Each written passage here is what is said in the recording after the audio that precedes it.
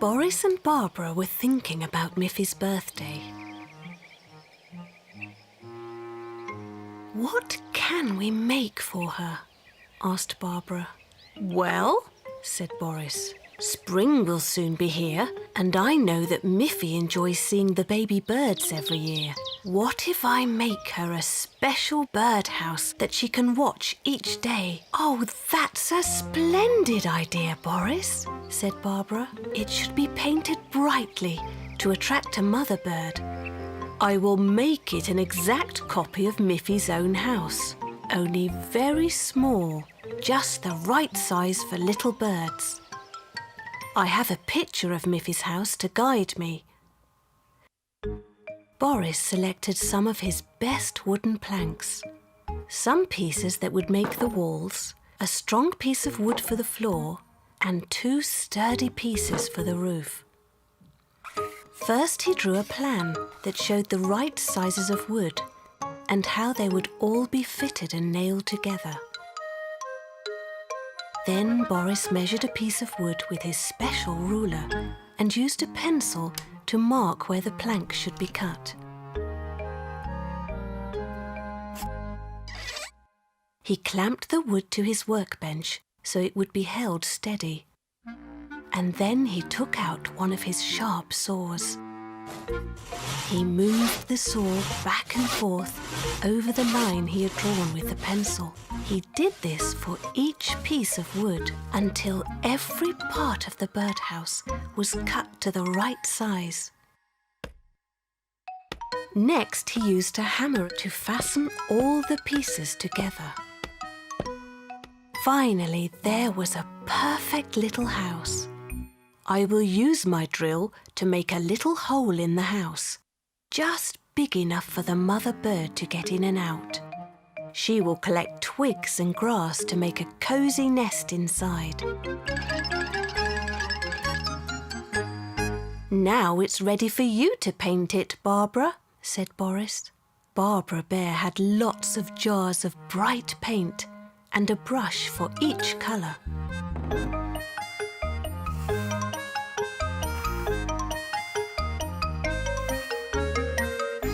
Soon the little birdhouse really did look like a tiny model of Miffy's own house, with one small difference. On Miffy's birthday, Boris and Barbara brought the birdhouse to Miffy's house and set it up on a pole in Miffy's garden.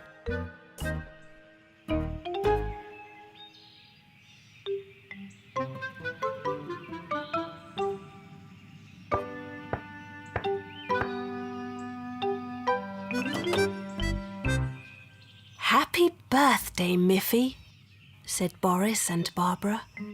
"We have a surprise for you. Come and see." Miffy was delighted with her birdhouse. "It looks just like my house," said Miffy. "But there's something different. Instead of a door, it has only that little hole in the front." "That's a door for birds," said Boris. "It's not a bunny door." They all laughed. "Oh, how wonderful to have such clever friends," said Miffy. "You have made me happy, and your present will also make a mother bird very happy. Now we all have something to be happy about."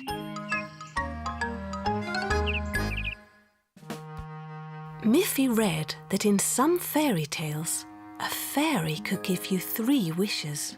She wondered what she would wish for if a fairy granted her 3 wishes. "My first wish would be that my mother and father would love me forever," she said. But she already knew that her mother and father would love her forever. So she tried to think of another wish. She decided to go for a walk. She was sure that she could think better while she was walking. There was Snuffy, who was, as always, very happy to see Miffy. "Do you want to come along with me?" asked Miffy.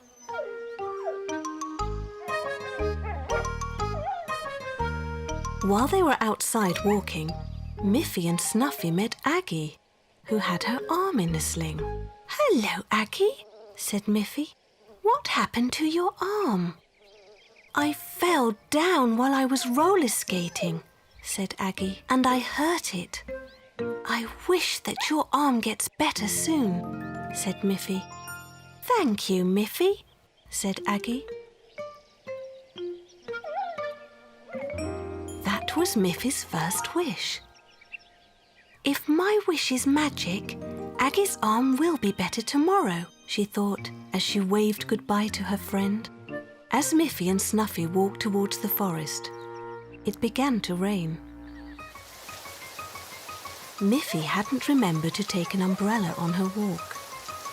"Oh dear," said Miffy.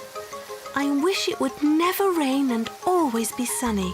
Miffy was surprised when it quickly stopped raining and the sun came out. "I've wasted my second wish," she said. "If there is only sunshine and no rain, the trees won't grow." Now she had only one wish left.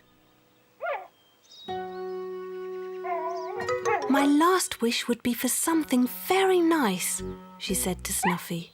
Miffy thought and thought as she walked along, looking around and trying to think of something important to wish for.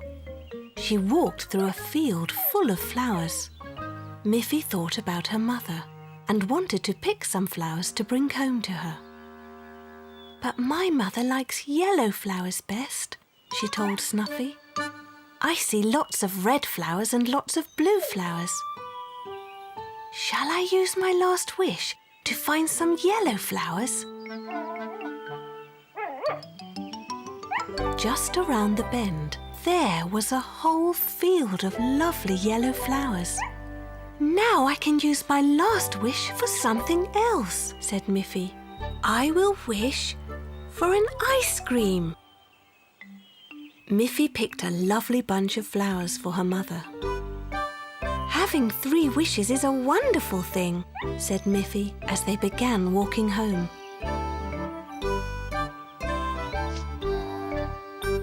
When Miffy gave Mother Bunny the bunch of yellow flowers, she was very happy. "Oh, Miffy," she said, "these are lovely. They are my favourite yellow flowers." "I saved my last wish for a nice ice cream," said Miffy. "Do you know what I wish for? I wish that my little Miffy will always be just as sweet as she is now." And she gave Miffy a big squeezy bunny hug. Then Mother Bunny went into the kitchen and gave Snuffy a nice bowl of fresh water and Miffy and ice cream.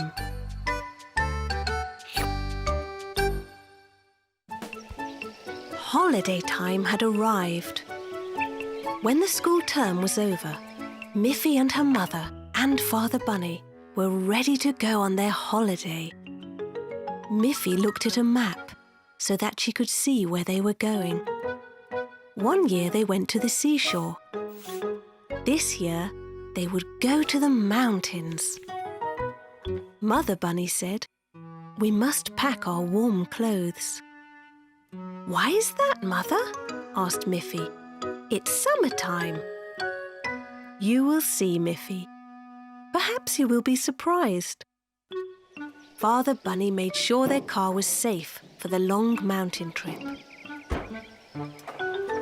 Off they went. Over beautiful hills, through the woods, and then up into the mountains. Miffy noticed that as they got higher, it became colder. When they stopped to look out at a wonderful view, they all put on their warm clothes.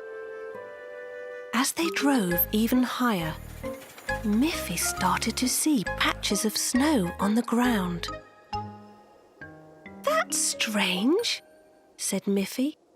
"Snow in summertime? Now do you see, Miffy? The higher in the mountains you are, the colder it is." On some very high mountains, there is snow all year long, said Mother Bunny. When they arrived at the very top of the mountain, there was snow everywhere. Can we play with the snow, like in winter time? Asked Miffy. Well, why don't we find out? Said Father Bunny.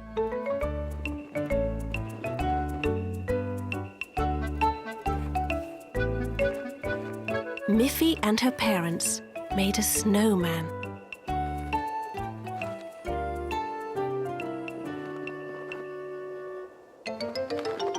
Then they had fun throwing snowballs.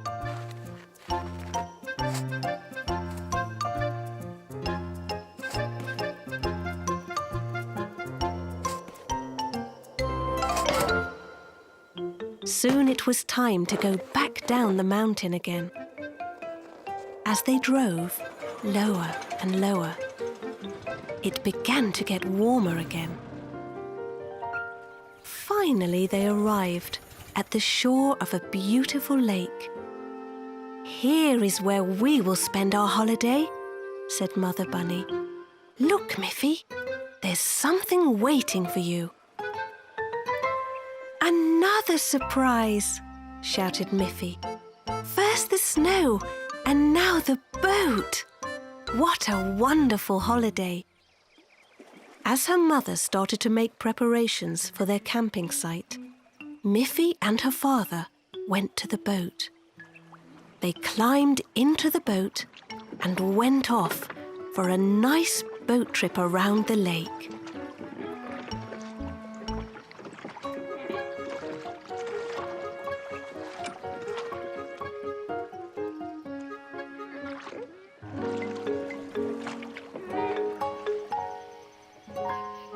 When they returned, Miffy saw that Mother Bunny had made a campfire and a delicious picnic supper. This really is a wonderful holiday. Every morning, Miffy looked out of her window and watched for the post bunny. She hoped that one day a letter or a postcard might come for her. Mother Bunny said, "Why don't you go and see if there's any post today, Miffy?" Miffy went to the front door to have a look, and there was some post. She picked it up and carried it to the kitchen table. "Well, here's this morning's newspaper," said Mother Bunny. "And here is a letter for me from your Auntie Alice. And look, Miffy, here is a pretty postcard addressed to you from your friend Melanie." "How exciting!" said Miffy. Her friend Melanie was on holiday with her parents. The postcard had a pretty postage stamp on it.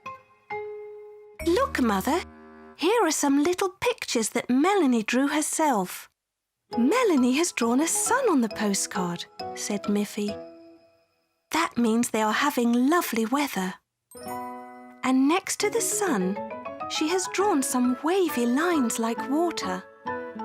That means they are swimming in the ocean.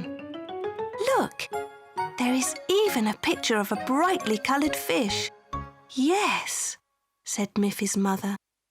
"Melanie is a clever little bunny. Her next drawing is a smiling face. So that means they are having a happy time. And look, she has drawn a little picture of herself, so you know that it really is from Melanie." "I would like to send a postcard back to Melanie, and I will draw a picture of me on it," said Miffy. "Here is a postcard you can use," said Miffy's mother. "You can also draw some other pictures on it for Melanie. Why don't you draw a picture of our little house?" So Miffy took the postcard and her pencil outside and looked carefully at her house. "Yes," she thought, My drawing looks just like our house. Then Miffy wanted to draw a flower on her postcard. So she went into her garden, where a lovely flower was growing. She looked at the flower very carefully, and then she drew a picture of it on the postcard. Just then, a butterfly landed on the flower, and Miffy quickly drew a picture of the butterfly. Then Miffy went back inside to finish her drawings. She drew a picture of herself and Melanie. That will show Melanie how much I like her, Miffy thought. Miffy coloured her drawings. She gave the White House a red roof, red shutters, and a green window. She made the flower red and the leaves green. She coloured the butterfly yellow. She left the drawing of herself white and coloured the drawing of Melanie brown. They looked very pretty together. Miffy put a stamp on her postcard. Then she walked to the postbox and carefully pushed her postcard into the postbox. When she walked home, Miffy thought, "The post is a wonderful thing. We can be together with our friends, even when we are far away from each other." And indeed, Melanie was delighted with her postcard. It was autumn. Leaves were falling and clouds were gathering. Miffy was playing outside with her ball, when suddenly it started to rain heavily. Before her dress got wet, she ran into her house. "If you want to play outside, Miffy, you must wear your coat," her mother said. Miffy put on her coat. Just when she was going outside again, Barbara Bear knocked at the door. "It has stopped raining, Mrs. Bunny. Can Miffy come to the woods with me, please? We can look for beautiful autumn leaves to make decorations." "That sounds like a lovely thing to do, Barbara. But it might rain again, so be sure that Miffy wears her coat." It was good fun looking for pretty leaves with Barbara. They found some yellow leaves, some red leaves, and some brown leaves. "These will make beautiful decorations," said Barbara. "Look, the sun has come out again, and it's getting warm. We can hang up our coats on this tree branch while we go to look for more leaves." Soon their baskets were full of pretty leaves. "Are you thirsty from all that work, Miffy?" asked Barbara. "Let's go to my house. I have some cool lemonade we can drink." They went inside Barbara's wooden house. Just as they were drinking their lemonade, Miffy looked out of the window and saw that it was raining again, very heavily. "Oh dear! Our coats," said Barbara. "They're still outside, hanging on that tree branch. They will be completely soaked." "We will be completely soaked if we go out to get them," said Miffy. "Don't worry, Miffy," said Barbara. "I have an umbrella that is big enough to cover both of us." Under Barbara's umbrella, they ran to the tree where their coats were hanging. They were dripping wet. "I can't put on my coat," said Miffy. "How will I get home? My mother will be angry if my dress gets wet too." "I will walk home with you, Miffy," said Barbara. "My umbrella will keep us dry." The two friends were still nice and dry when they reached Miffy's house. Miffy wondered what her mother would say when she saw that Miffy had come home without her coat. When Mother Bunny saw them under the umbrella, she was pleased that Miffy had not got wet in the rain. "Miffy, where is your coat?" "I'm sorry, my coat is soaking wet," said Miffy, "and I left it hanging on a tree branch." "That's all right, Miffy," said Mother Bunny. "You can go and fetch your coat when it stops raining." "Thank you, Barbara, for keeping Miffy dry with your umbrella. Come in and have some tea." After tea, it was still raining. Miffy and Barbara looked at all the pretty leaves they had collected. "What shall we make with all of our leaves?" asked Miffy. "As it's still raining," said Barbara, "how about a rain hat?" "Yes," said Miffy. "And as I don't have my coat, I will make a rain cape." Soon Barbara had a fabulous rain hat, and Miffy had a colourful cape. They ran outside and were surprised to find that it had finally stopped raining. "Come on, Miffy, now that the sun is shining, let's go and collect our coats." "OK," said Miffy. "And this time we shall bring the umbrella, the new hat and the new cape, just in case it starts to rain again."